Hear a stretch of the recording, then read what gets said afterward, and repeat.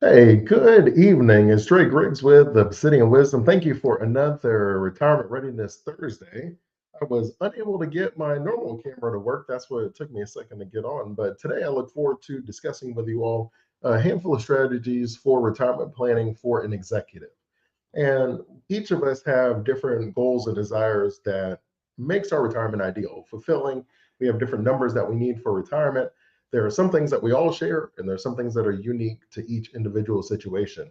When it comes to executive planning and some of the strategies that we'll go over today, this could be you at a startup where you don't have quite the income to just pay someone. So we offer shares in the company, and where there's different ways to structure them, and there's different tax benefits and some tax consequences if we don't go about it the right way. There's the example. I think the person who painted the mural for Facebook. It's one of those interesting stories where Facebook didn't have the money. It's Meta now, but they didn't have the money to pay this person for the mural, so they gave this person shares of Facebook. And then they put whatever stipulations underneath it. And when he sold those shares after Facebook went public, how much do you think he actually ended up being paid for his mural? And if you would have guessed millions of dollars, you'd be correct. He actually made somewhere around, I think, $40 million for that mural that he painted. And he probably would have been paid 100, maybe two, $300,000. And that sort of shows the idea of why companies do incentivize their employees with stock options, and also why sometimes it's actually a better benefit for the employee than being paid their normal paycheck. And some of the benefits that we'll go over today, and we'll go over a couple of them. We'll go kind of high level because it's very specific and very unique. Every company can sort of structure them a little bit differently. But the plan today is to be able to go through some of the most common ways that I've seen incentive-based stock options and non-qualified stock options and deferred compensation plans. And I know that it's always important to let you know that I am live. So today is February 13th, 2025. And then if you have any questions as I go over this information, just place them in the comments. I will go through and I'll read and answer them towards the end. And so we'll definitely be able to go there as well. So in this case study, let me go ahead and add it so that we can go through it and present, share my screen, and then we'll go through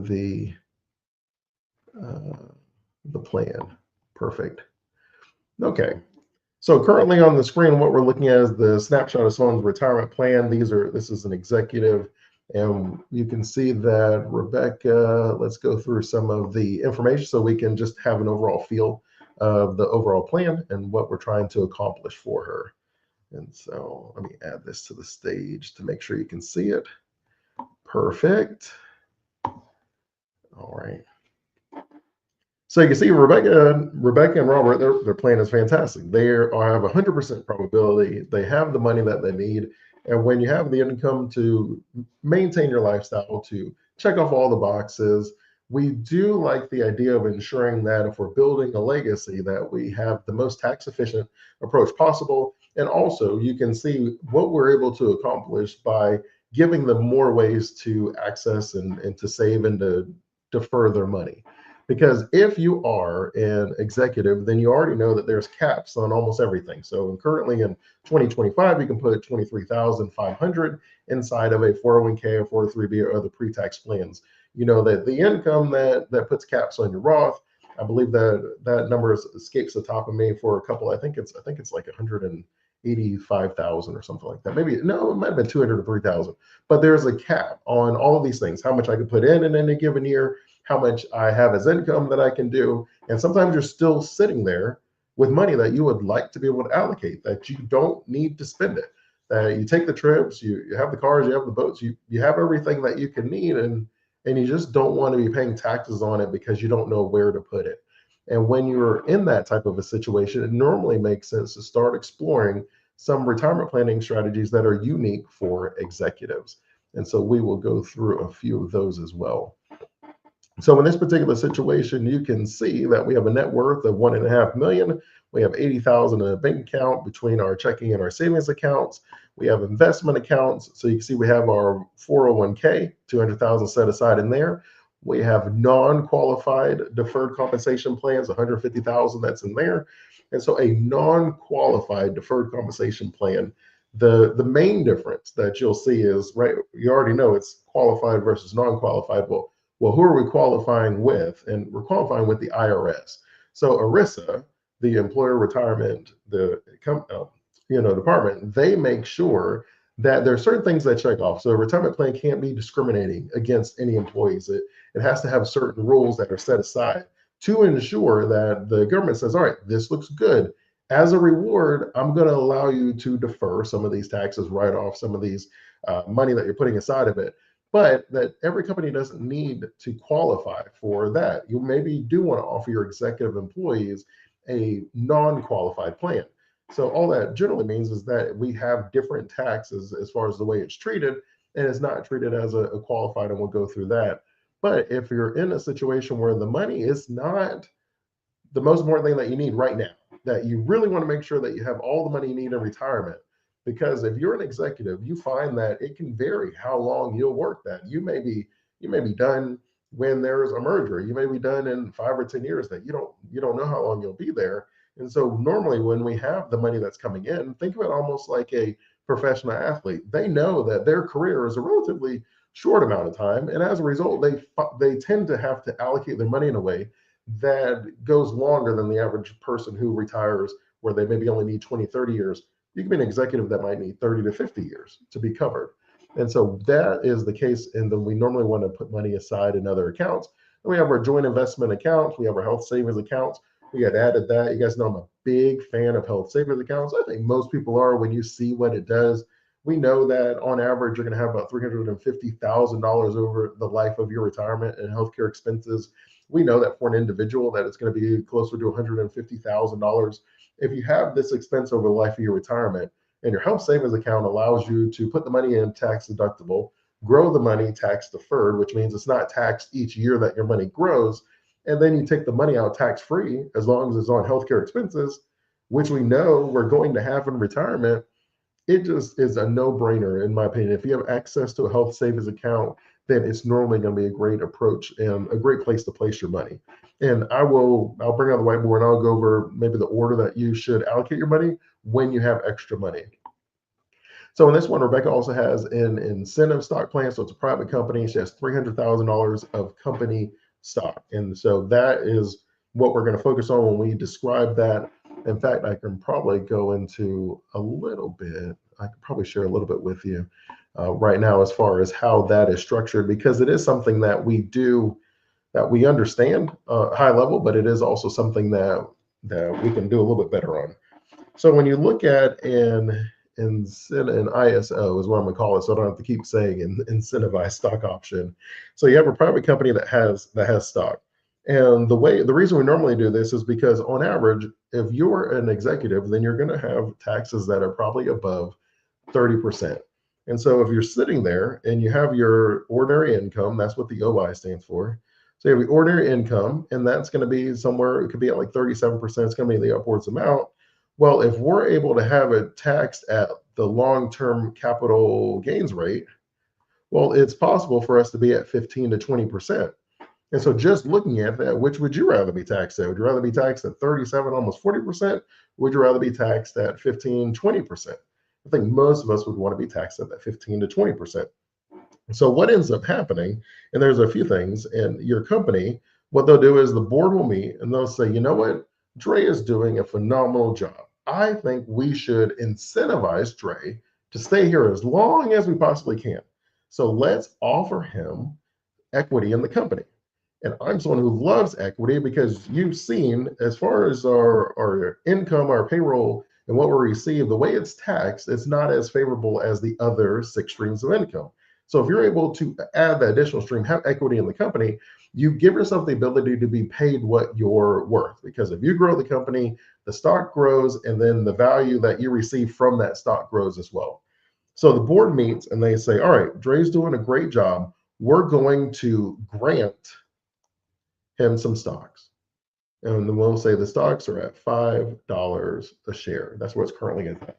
So we're going to grant Dre some stocks. So what we'll do is we'll say, right, so we'll just say it's this year. So we'll say he did it this year. So 2025 is either we're going to grant Dre some stocks.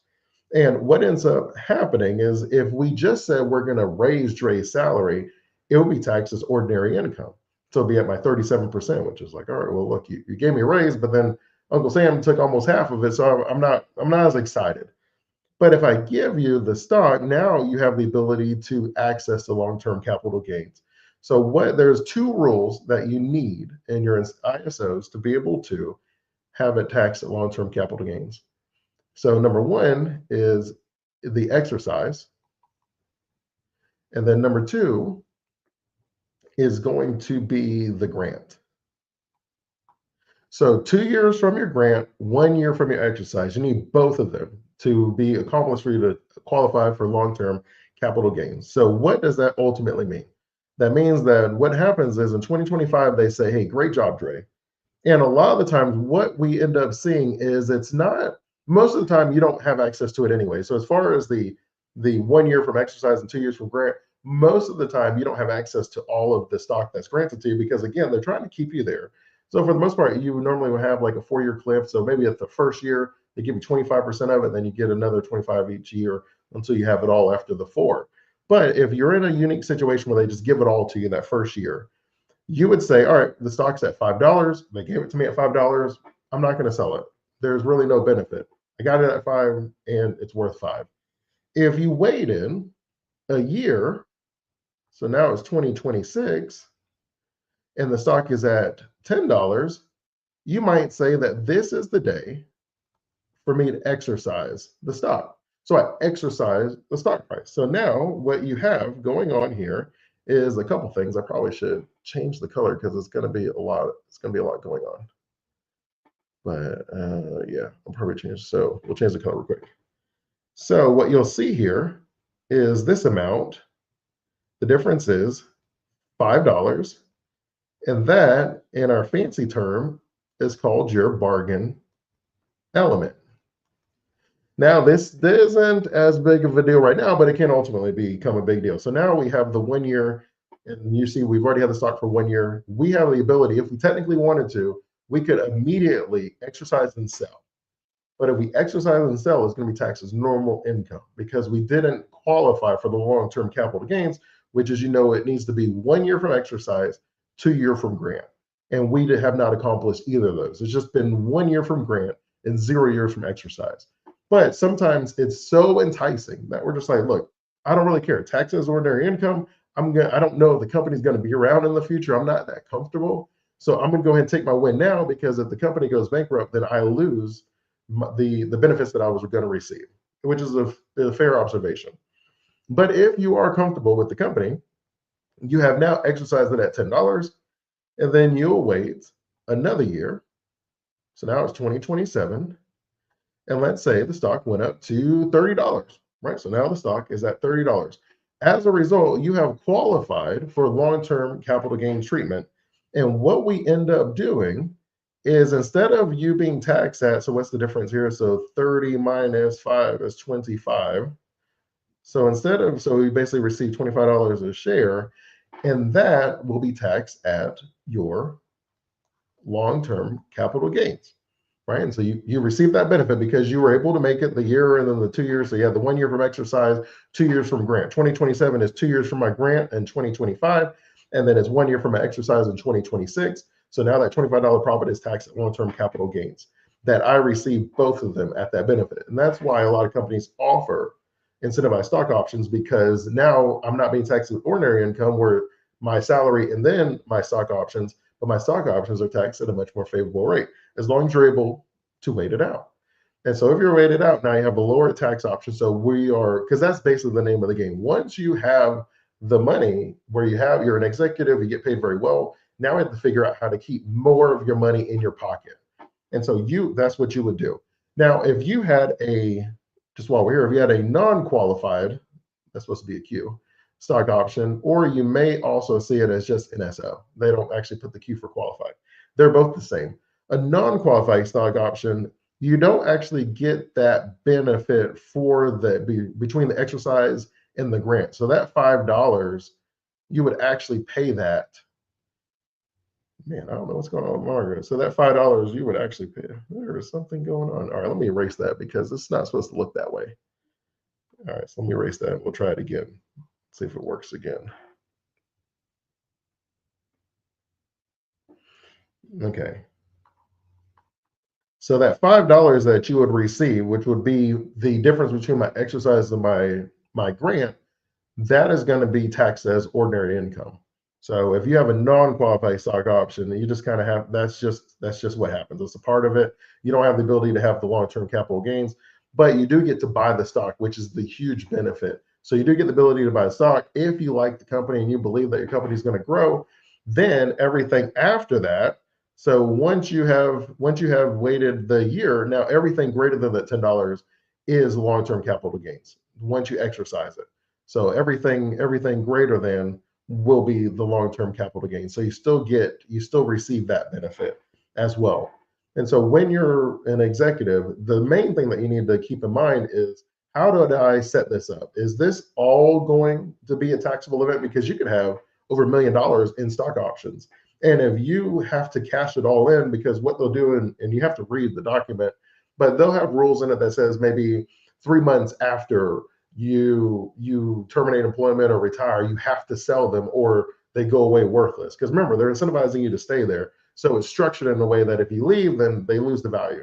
So if you have to sell all of them at the end because you did not sell any along the way, you could have a whole bunch of a taxable event at the end.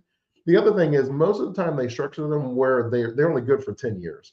So with it after 10 years, you have to sell them or they're no good. And so you end up having to set up a plan where maybe you do, and I think the limit is like $100,000 every single year that you can do. So if you have $100,000 that you can do, and you have a percentage of your ISOs that are coming into long-term capital gains every single year, then it might make sense for you to have a plan in place to where you're able to start allocating some of this money out because there's so many rules that are set up. You don't get to keep it forever. You have 10 years, 3 years after you retire, or 3 months after you retire. And then there's limits for each year. Uncle Sam says you can only do like 100,000 each year. So it becomes very important for you to have a comprehensive plan in place to ensure that you're not giving yourself that something that's supposed to be a benefit and you end up with a very large taxable event because you weren't able to move them along the way. Does that make sense? Hopefully that makes sense because I do know that that's a lot of people would naturally be thinking about that. So that's what we in large part had to do with this particular plan. We had to take the time to say, all right, what are the dates? When were they granted? When did you exercise them? How did the taxes look? And then we had to start putting the plan in place for each individual step. We were able to say, all right, this is the amount we're going to move this year, and then we move that going forward. And then we have our mortgage. We have student loans that are left. Property is worth about 1.2 million, and then they have $1 million in term life insurance, each of them a 20-year term. As far as the goals that we had, they both love the work that they're doing. So they said they want to keep working to like 70, 75. And why not? If you love what you're doing and someone's willing to pay you to do it, you find that a lot of executives, right, we're type A, we're high achievers, and so the idea of just kind of hanging around in retirement doesn't feel as exciting. And so we do end up working a little bit longer and we just find projects to lead that we're excited by. So you find that a lot of executives will be on the board of nonprofits. A lot of executives, they find a new purpose where they're more mission driven. And so that they do end up still using their leadership skills in a way that makes sense. So our current expenses, I believe they're close to like 9,000 a month, and they plan on lowering that to about 7,000 a month in retirement. We do have the average healthcare expenses that we always maintain, and then we have the long-term care. It's all on average, it's going to be 7 out of 10 people. They'll have one long-term care event at least, and that on average is about $150,000 over the life of your retirement. And so we went ahead and we put in for 2 years, and that is already in their plan, so they don't have to worry about that. They do have a vacation home. They do like the idea of moving, and I think they wanted to move. I think it was a beach home that they actually wanted to get, and then that was about $800,000. There was a niece that they wanted to pay for college for in 2030, so we had that set up. And just so that you know, when it comes to paying for someone's college, you have a few options that are available to you. One of them is you could just open up a 529 plan and you can pre-fund it. excuse me, and you can pre-fund it for 5 years. So I believe it is $18,000 this year, and then you can do 18,000 times five, and you can pre-fund it out, or you can pay the college directly. So for medical bills, for college and different nonprofits, if you pay them directly, it ends up being a non-taxable event, and it doesn't count as a gift, because if you gift something to someone, then they have to claim it, and then you have to claim it. Like, you have to fill out a gift tax form. But if you pay the institution directly, if you pay the hospital bill directly, it's not a taxable event. So I didn't want to share that with you, and so we were able to take care of that. And then they have the vacation goals, where they did want to travel a little bit, and they wanted to travel in style. So we said that'd be about 25,000 based off of what they wanted to be able to do. Now, in this particular plan, so we did have 100%. You can see we have upwards of somewhere between 3 million to 26 million is what we're expecting, and that we're going to be somewhere in that median of about $10 million. They'll have that left over. And so then you move into estate planning, because you have to figure out what to do with that. They have a variety of allocations. They're probably okay for where they're at. Maybe a little bit on the aggressive end for normally people that are this far in their retirement. But as far as their risk tolerance and the type of stocks that we chose, it works for them and their plan very well. And the saving rate is about 20%, which is normally what we're going for. We're saying, hey, if I can save 20, 30% of my salary every single month, I'm going to be able to purchase my freedom. I'm going to be able to have a wonderful retirement. And we were able, and they're no exception. So we're able to take advantage of that. And so when you look at the balance sheet, their assets about 2 million, liabilities about 550,000, at least about 1.5 million that's left over.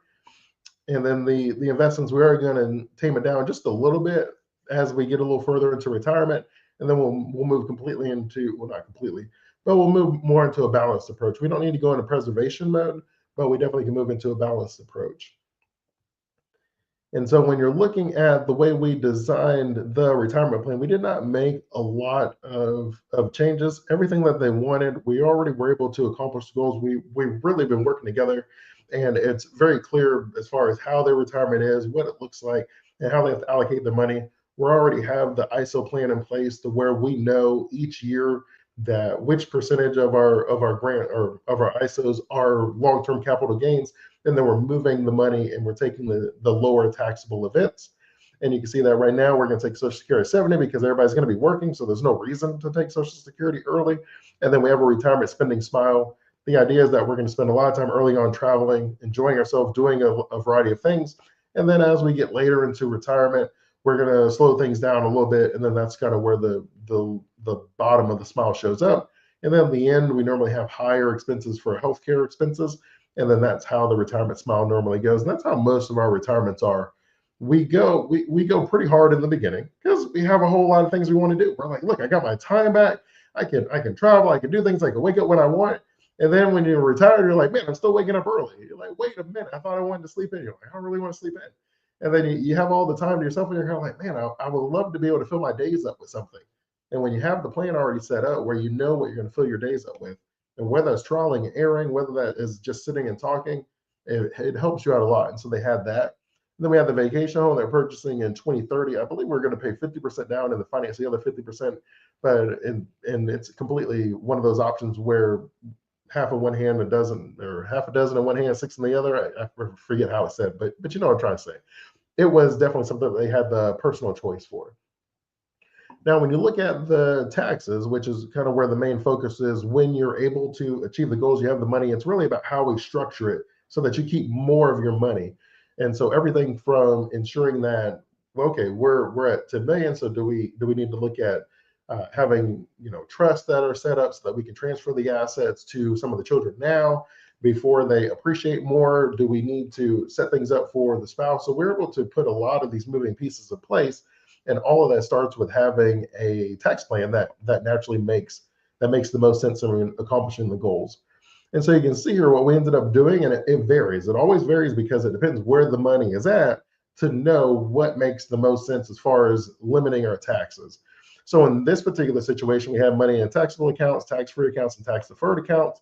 And then we did the withdrawal strategy of taxable first, and then we did tax deferred second, and we did tax free third.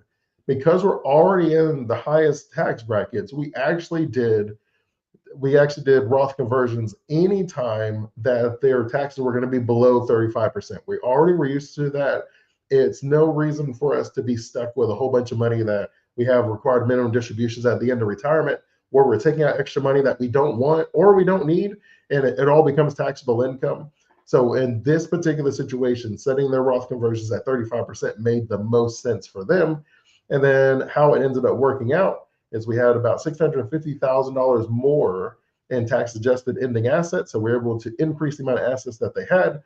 They paid almost $400,000, or they will pay almost $400,000 less in taxes, and they'll have about $1.5 million of money left inside of their investment account for their generational wealth because they were not required to take it out.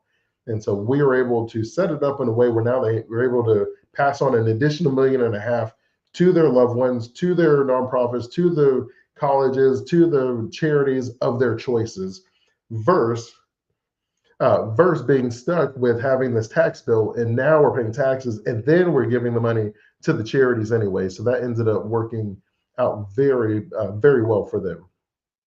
Now, of course, when you're at 100%, it's one of those things where you actually, from a stress test perspective and concentration and all that, the main thing that we had to focus on to ensure that their money lasted is sometimes when you're given stock options from your company, you're over concentrated in that company. And if something happens to that company, then your whole retirement could be shifting significantly in a very short amount of time. That we can't forego and just ignore the diversification and limiting risk that we normally use, all of those approaches, just because we have the benefit from a tax perspective of being able to have ISOs inside of the company that I love and I've been working at, and I believe it, that there is their need to have a plan that ensures that you are selling some of these so you can just diversify your assets. And not only from a tax perspective, where I don't want to be stuck with everything at the end, but even if you're able to structure it in a way that allowed you to take all of it, your concentrated stock, when you retire, and they'll give you 5 years to take it in. I don't know if that makes the most sense for everyone, because we are putting all of our eggs in one basket, and it is something that we aren't 100% sure. There, something may happen. We've all been there, where the ownership changes and they sell the company, and the new ownership just kind of tanks it. And depending on the new ownership is and what their goal is, we don't know what's going to happen to the company. And so for a lot of times, when the money is set, it becomes much more important to strategically allocate the money in a way that limits risk, limits taxes, and maximize the returns that you can have in your overall retirement plan. And so in this one, that is what we ended up doing. If you enjoyed it, if you have any questions, you can go ahead and ask them. Hopefully that made sense for you. All right. Let's see here, and we can answer them. My man, Rodney Cooper. Thank you, my friend. He said, I like this topic. Great explanations. I appreciate you for sure. For sure. Rodney Cooper, financial planner that deals with a bunch of business owners as well. He answers these same questions. So I know that they always are asking, because it's true. A lot of the times the first goal is to get the money. Like, hey, what I got to do to get the money? And then when you get the money, it's like, all right, what I got to do to keep the money? And keeping the money is what I think is where financial planners add their value, because you're a master. You've been able to achieve certain goals and accomplish everything. And then you're sitting there with the money, and now you got to figure out what to do with it. And I know that there's people out there, and I don't even argue with them, that will say, hey, financial planners don't add any value. You can get an index fund and be off on your way. And it's true that you can get some value from that. But I think it's equally true, and I don't think it's a controversial thing to say, I think at some point that everyone that has a certain level of wealth, they all have financial planners. I don't think anyone thinks that, I don't know, pick your billionaire that manages their own money. I don't think anyone thinks, pick your, probably, I don't know, let's say it's like 20 million, that we'd all say, hey, look, once you have more than 20 million, you should probably just have a professional who spends all their time finding ways to read these new tax documents, because they change every year, and they're on your side and they're a member of your team. I think everyone should have a team. You probably should have an attorney. You should probably have a financial planner. You should probably have an accountant. If you're someone that's in public, you should have someone that handles your PR and things like that. That the skills that you have, we leverage off each other, and that's definitely the benefit. All right, retired 2009. I appreciate that. He said, thanks for this presentation anytime, of course. And he says, I've retired for 5 years. I appreciate that. He says, the videos really help. Look, to retire 2019. I appreciate that. Always.